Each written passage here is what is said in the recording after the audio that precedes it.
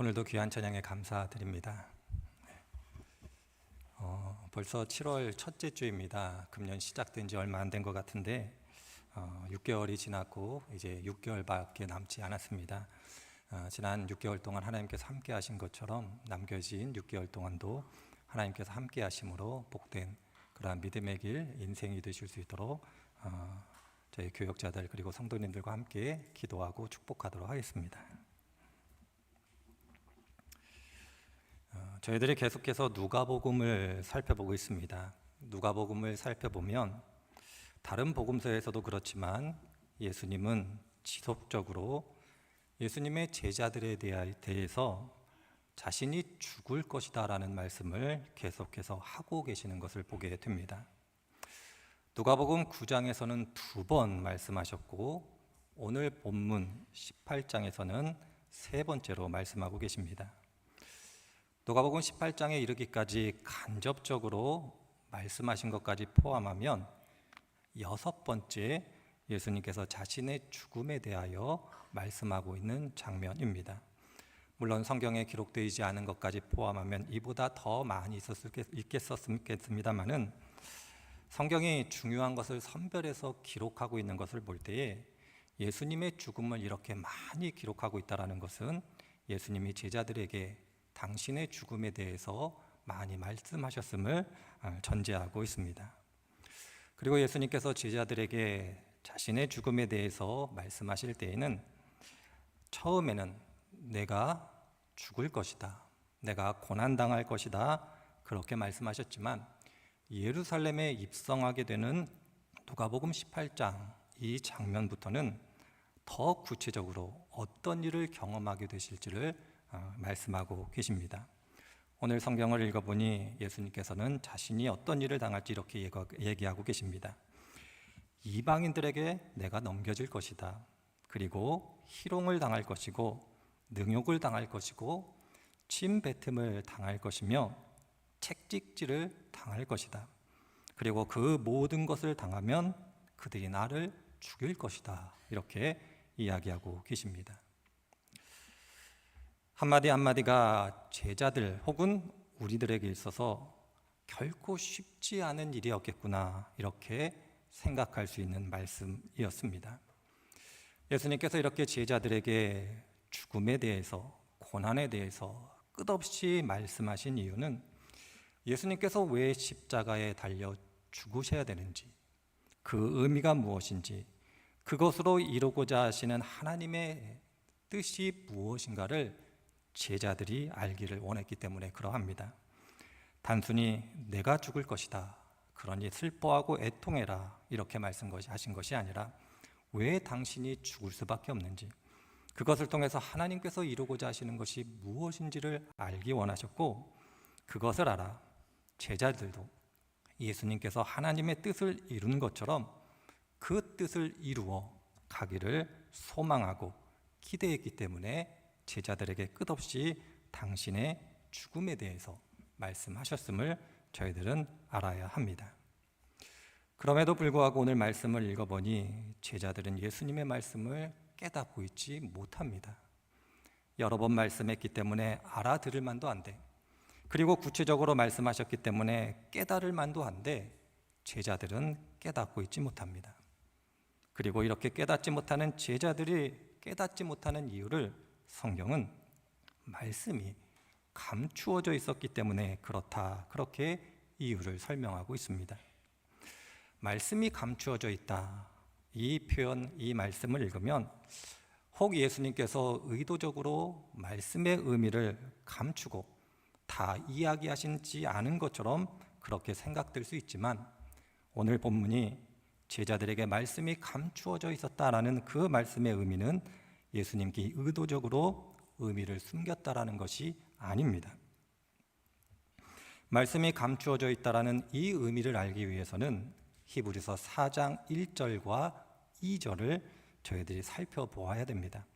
좀 긴 말씀이지만 제가 읽어갈 때에 눈으로 잘 따라오셨으면 좋겠습니다. 그러므로 하나님께서 허락하시는 안식에 들어갈 수 있는 약속이 아직 남아있는 동안에 거기에 미치지 못하는 사람이 여러분들 가운데서 아무도 생기지 않도록 두려운 마음으로 조심하십시오. 그들이나 우리나 기쁜 소식을 들은 것은 마찬가지입니다. 그런데 들은 그 말씀은 그들에게 아무런 유익이 되지 못하였습니다. 그들은 그 말씀을 듣고서도 그것을 믿음과 결합시키지 않았기 때문입니다. 이렇게 히브리서가 이야기합니다. 안식에 들어갈 약속을 받았습니다. 하나님의 약속이 주어졌고 하나님의 약속이 그에게 허락되었습니다. 그런데 하나님의 약속을 받은 사람들 중 안식에 들어갈 수 있는 사람이 다가 아니라 들어가지 못할 사람도 있다라는 겁니다. 약속을 받았지만 안식에 들어가지 못하는 사람의 특징은 다른 것이 아니라 말씀을 들었지만, 약속을 들었지만 그것을 믿음과 결합시키지 않았기 때문에 그렇다, 이렇게 이야기를 합니다. 로마서 10장 17절을 보면 성도님들이 잘 아시는 말씀이 나옵니다. 믿음은 들음에서 생기고 들음은 그리스도를 전하는 말씀에서 비롯됩니다. 잘 아시는 말씀입니다. 믿음은 하나님의 말씀을 들어야 생깁니다. 말씀은 하나님이시기 때문에 말씀 자체에 능력이 있고 말씀을 통해서 하나님의 놀라운 은혜 역사가 일어납니다. 그래서 우리들은 기회가 되는 대로 할 수 있는 한 최선을 다하여 하나님의 말씀을 들어야 합니다. 그런데 히브리서는 로마서와 좀 다른 이야기를 합니다. 말씀을 듣는 것이 중요하고 우리들이 최선을 다하여 말씀을 들어야 되지만 말씀을 듣는 것만으로는 한계가 있다는 겁니다. 하나님의 말씀은 하나님의 능력이지만 그것을 우리의 믿음과 결합시키지 않는다라면 하나님의 말씀의 능력이 드러나지 않는다는 겁니다. 하나님은 우리의 의지에 반하여 일하시지 않고 우리가 원할 때 일하시기 때문에 그러합니다. 물론 하나님께서 주권적으로 강권적으로 일하시는 것이 없지는 않으나 많은 경우는 우리의 의지에 반하여 일하시는 분이 아니심을 알 때 우리들의 말씀을 우리의 믿음과 결합하지 않으면 우리의 삶 가운데 하나님의 능력이 나타나지 않습니다. 하나님의 말씀을 우리의 믿음과 결합시킨다라는 건 어떤 의미를 가질까요? 성경을 읽어보면 두 가지를 이야기합니다. 하나는 우리들이 살아가고 있는 우리의 삶의 현실이 하나님의 약속 혹은 하나님의 말씀과 달라 보여도 끝까지 하나님을 의심하지 않는 것을 의미합니다. 또 다른 한 가지는 하나님의 말씀이 선포될 때에 가려서 듣지 않고 모든 말씀을 아멘으로 마음으로 받는 것을 의미합니다. 이 두 가지가 성경이 이야기하는 바 하나님의 말씀을 들을 때에 우리의 믿음과 결합시키는 것이다, 그렇게 가르쳐 줍니다. 믿음의 길, 신앙의 길을 걸어가며 많은 그리스도인들이 셀 수 없을 정도로 많이 하나님의 말씀을 듣습니다. 그런데 혹여 어떤 그리스도인들의 가운데 하나님의 말씀의 능력이 나타나지 않는다라면 그 이유는 다른 데 있지 않습니다. 들은 말씀을 자신이 갖고 있는 믿음과 결합하지 않았기 때문에 그러합니다. 내가 살아가고 있는 현실이 하나님의 약속과 달리 보여 하나님을 의심하거나 하나님의 말씀을 내가 듣고자 하는 것만 선택해 가려서 듣기 때문에 그러합니다. 이러한 사람들에게는 하나님의 능력, 말씀의 능력이 나타날 수 없습니다. 그런 의미 속에서 우리들의 믿음의 자리에 있다는 것은 실제적으로 하나님의 말씀을 많이 듣는 것도 중요하지만 더 중요한 것은 단 한 말씀을 들어도 들은 말씀을 우리의 믿음과 결합시키는 것이다라는 것을 잊지 않아야 합니다. 많이 듣는 것이 중요한 것이 아니라 들어 믿음과 결합시키는 것, 그것이 더 중요합니다. 하나님의 말씀을 우리의 믿음으로 결합시키지 않는다라면 하나님의 말씀은 추상적인 개념이 되거나 혹은 좋은 이야기, 좋은 격언은 될 수 있을지 모르지만 결코 살아 역사하는 하나님의 능력이 되지는 않습니다. 제자들이 왜 예수님의 말씀을 깨닫지 못했을까요? 성경은 그들이 예수님의 말씀을 믿음과 결합시키지 않았기 때문이다, 그렇게 이야기하고 있고, 특별히 제자들은 예수님의 말씀을 가려 들어서 들었기 때문이다, 그렇게 이야기하고 있습니다. 제자들에게 있어 예수님의 고난과 십자가의 죽음은 제자들이 예수님에게서 듣고자 한 말씀이 아니었습니다. 마가복음 10장 29절과 30절을 보면 예수님을 따르는 것이 무엇인지를 예수님께서 자세히 설명하는 말씀이 등장합니다. 예수님은 이렇게 말씀하셨습니다. 내가 진정으로 너희에게 말한다. 나를 위하여, 또 복음을 위하여 집이나 형제나 자매나 어머니나 아버지나 자녀나 논밭을 버린 사람은 지금 이 세상에서 박해도 받겠지만 집과 형제와 자매와 어머니와 자녀와 논밭을 100배나 받을 것이고 오는 세상에서 영생을 받을 것이다, 이렇게 말씀하셨습니다. 화면을 통해 우리 성도님들, 예수님께서 하신 말씀 중에 시선에 들어오는 단어, 표현이 있다면 무엇입니까? 예수님은 마가복음 10장에서 강조해서 이야기한 것은 박해도 받을 것이다, 이 말씀이었습니다. 그런데 제자들의 귀에 들어온 것은 박해도 받겠지만 이 말씀이 아니라 100배나 받을 것이다, 이 말씀이 귀에 들어왔던 겁니다. 예수님을 따르면 내가 100배나 받을 수 있겠구나, 예수님을 따르면 내가 많은 보상을 얻을 수 있겠구나, 이 이야기, 이 말씀만 제자들의 귀에 들어왔던 겁니다. 이런 제자들에게 예수님의 죽음에 대한 말씀이 들릴 리가 없습니다. 들리지 않기에 이해할 수 없는 말씀이었고, 이해할 수 없는 말씀이었기 때문에 그들에게 숨겨진 말씀이었습니다. 예수님께서 의도적으로 말씀을 감춘 것이 아니라 제자들 스스로 예수님의 말씀을 감추었던 것, 그럼으로써 결코 제자들이 깨달을 수 없는 말씀이 예수님의 고난과 죽음에 대한 말씀이었습니다.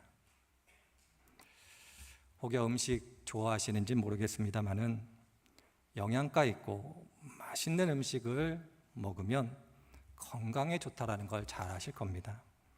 여름철이 되면 보양식으로 드시는 것들이 있습니다. 제가 뭐라고 말씀드리지는 않겠습니다만은 많이 드실 겁니다.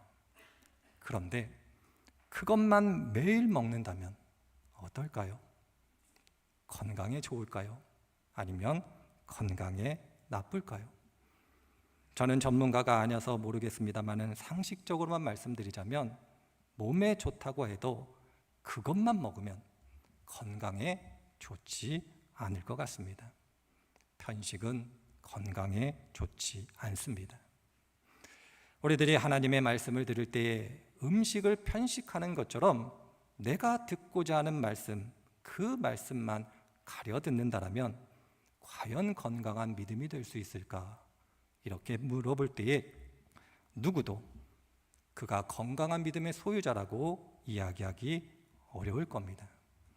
제자들은 자신들이 듣고 싶은 말씀, 100배나 더하여 받을 것이다, 이 말씀만 들었고 이 말씀을 듣고 예수님을 예루살렘까지 따라왔음을 성경이 우리들에게 보여주고 있습니다.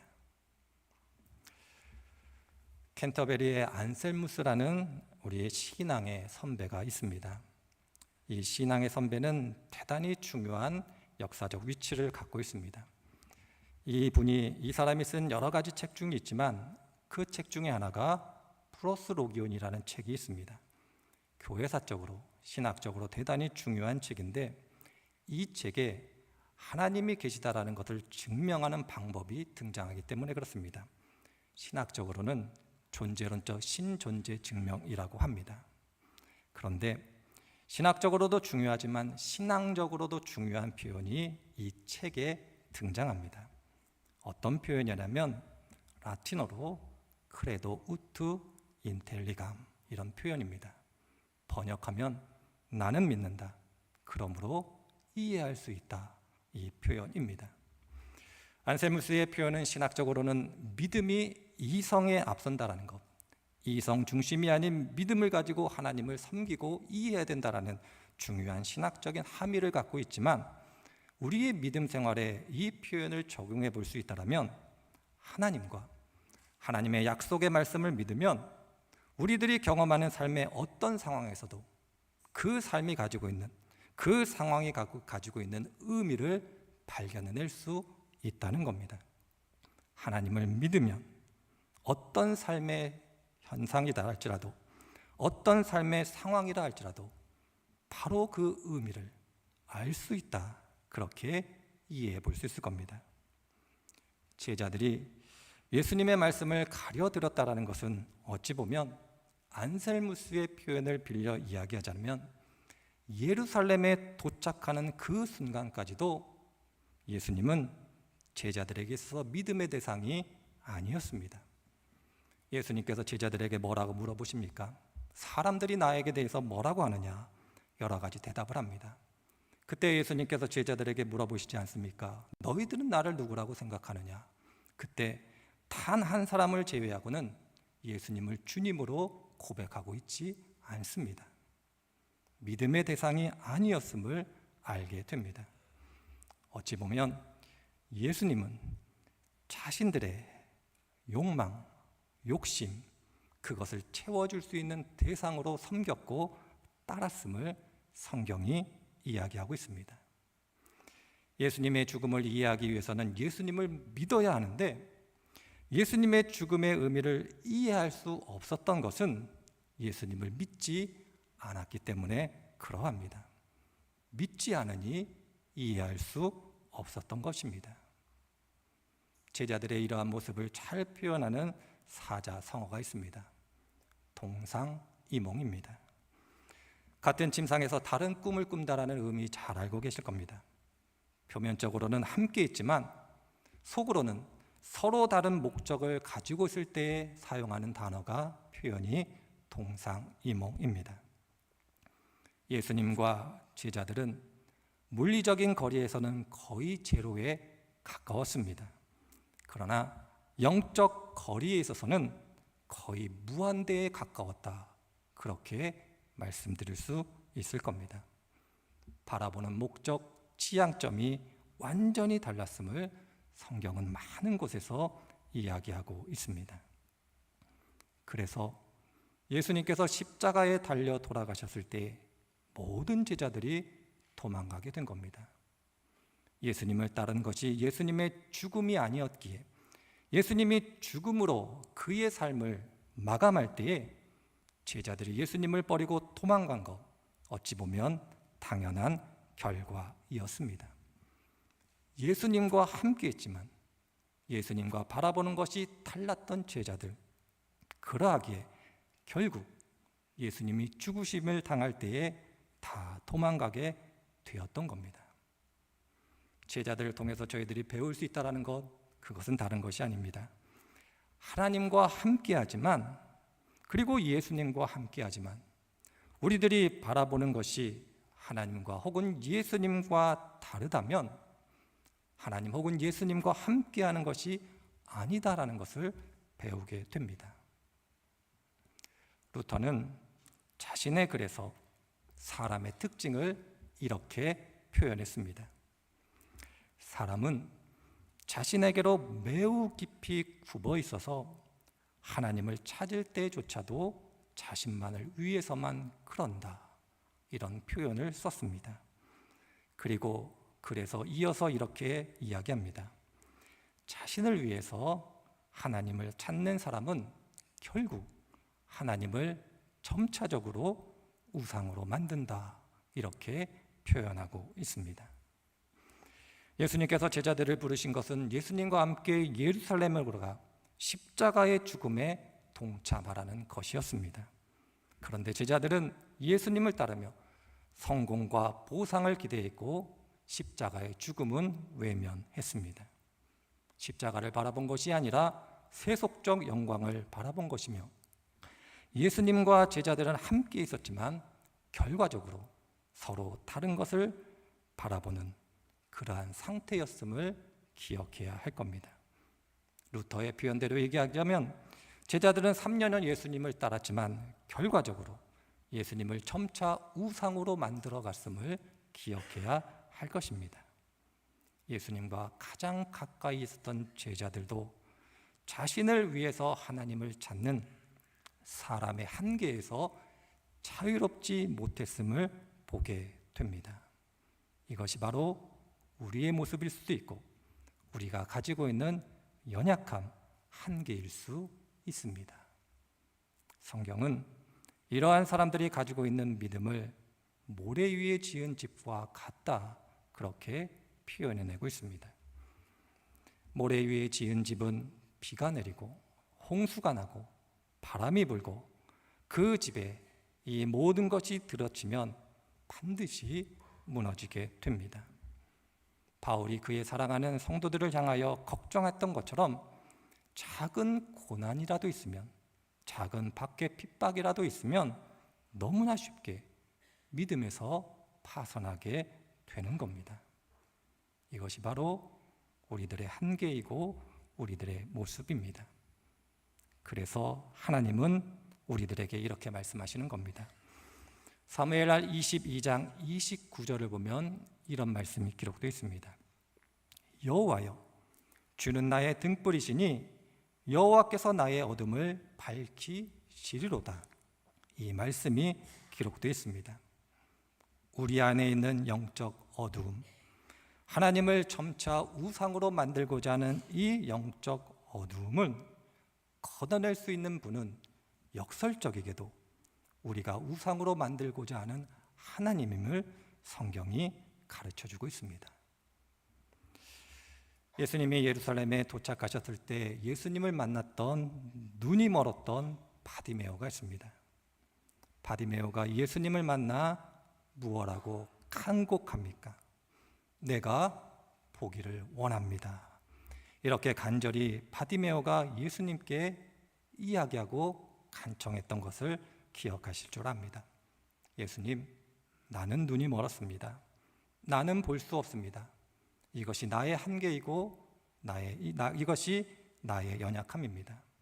나는 스스로 볼 수 없으니 예수님, 내가 보기를 원합니다. 이렇게 간절히 예수님께 매달렸던 바디메오를 기억하실 줄 압니다. 우리들도 바디메오처럼 우리의 한계, 우리의 연약함을 인정하고 예수님께 간절히 보기를 원해야 합니다. 성경은 이렇게 이야기합니다. 우리들이 가지고 있는 영적 어두움이 문제가 아니다. 마귀는, 사탄은 지속적으로 그것이 문제라고 이야기하지만 정작 문제는 그것이 아니다. 너희들이 가지고 있는 영적 어두움, 그것을 인정하지 않고 나에게 도움을 구하지 않는 것이다. 그렇게 이야기하고 있습니다. 우리의 영적 어두움은 하나님에게 아무런 문제가 되지 않습니다. 다만 바디메오처럼 내가 보기를 원합니다. 나는 볼 수 없습니다. 나는 스스로 이 어둠에서 벗어날 수 없습니다. 그렇게 인정할 때 하나님의 능력, 예수 그리스도의 은혜가 우리들에게 임하게 됩니다. 바디메오의 이야기를 듣고 예수님께서 뭐라고 말씀하십니까? 내 눈이 뜨였다 이렇게 말씀하시지 않고 내 믿음이 너를 구원했다 이렇게 말씀하고 계시는 것을 기억해야 합니다. 간절히 보기를 원했을 때 내가 보게 되었다 말씀하시기 이전에 내 믿음이 너를 구했다 이렇게 말씀하고 계시는 예수님을 우리들은 기억해야 할 것입니다. 바디메오처럼 우리도 간절히 보기를 원한다라면 우리의 눈이 밝아져 하나님과 예수님이 바라보시는 동일한 것을 바라보게 될 것입니다. 믿음의 여정이 무엇입니까? 신앙의 여정, 믿음의 길이 무엇입니까? 하나님을 찾지만 그 찾는 가운데도 종종 나를 위해서 하나님을 찾는 나의 연약함을 알아 그 연약함을 가지고 우리를 사랑하시는 아버지 하나님께 나아가 내가 이 어둠, 이 부족함, 연약함으로부터 벗어나기를 원합니다. 이렇게 간절히 매달리는 것이 믿음의 길이요 신앙의 길임을 잊지 않으시기를 바랍니다. 하나님과 함께하는 것 중요합니다. 믿음의 자리, 신앙의 자리, 교회에 참여하시는 것 중요합니다. 그러나 더 중요한 것은 하나님과 함께 있어 하나님과 같은 것을 보는 것, 그것이 더 우리들에게 필요하고 중요한 것임을 잊지 않으시기를 바랍니다. 제자들을 통해서 우리들에게 말씀하시는 것은 제자들을 책망하거나 그들이 잘못됐다 말씀하시는 것이 아니라 우리들도 제자와 같을 수 있으니 제자와 같은 너희들을 인정하고 나의 도움을 구하라, 그렇게 하나님이 말씀하고 계시는 겁니다. 귀한 성도님들 한 분 한 분들께서 믿음의 길을 걸어가시며 항상 하나님과 함께 계시고 하나님께서 바라보시는 그것을 바라보실 수 있는 귀한 하나님의 자녀들이 되시기를 주님의 이름으로 축원을 드립니다.